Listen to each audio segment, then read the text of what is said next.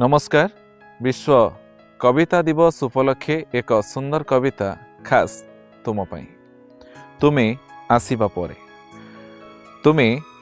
परे अनेक प्रश्नवाची सबु फेरार हो जाइछंती ए मन कारागार। अनेक प्रश्नवाची सबु फेरार हो जाइछंती ए मन कारागार। असंख्य अधाकसा गणित भी सहजरे फेड़ीगुणी हेउछि बिना सूत्र रे। हाँ तुमे आसीबा परे अधालेखा कवितार शब्द माने भी आंदोलन रे सामिल तुम सह जोड़ी हेबारे। अधालेखा कवितार शब्द माने भी आंदोलन रे सामिल तुम सह जोड़ी हेबारे।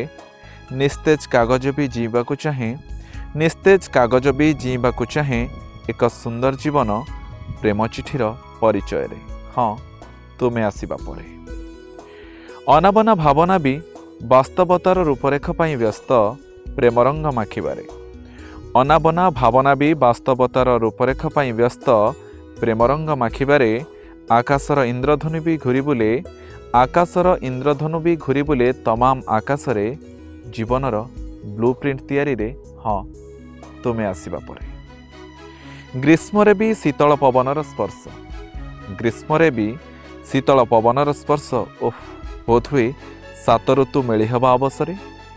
वर्षा भी हुए अमानिया मौसुमी को मात दे केवल हजिबाकू भिजा माटीर बास्ना रे। हाँ तुमे आसीबा परे हृत्स्पंदन चितार बेगरे भावनार आवेगरे स्वप्नर अरण्य पाददेशरे। हृत्स्पंदन चितार बेगरे भावनार आवेगरे स्वप्नर पाददेशरे। समय भी अपलके अपेक्षा करिछि से स्वर्गीय स्वीकृति को बिना कोनोसी स्वार्थ रे। हाँ तुमे आसीबा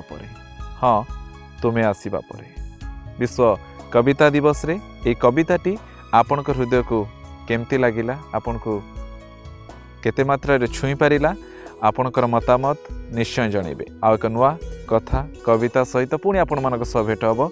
रहुछि नमस्कार। मो आपनक प्रिय आरजे राजू। आपण माने देखुछंती सुनुछंती ओपन माइक कथा हृदयर only on Odisha digital radio. Stay tuned.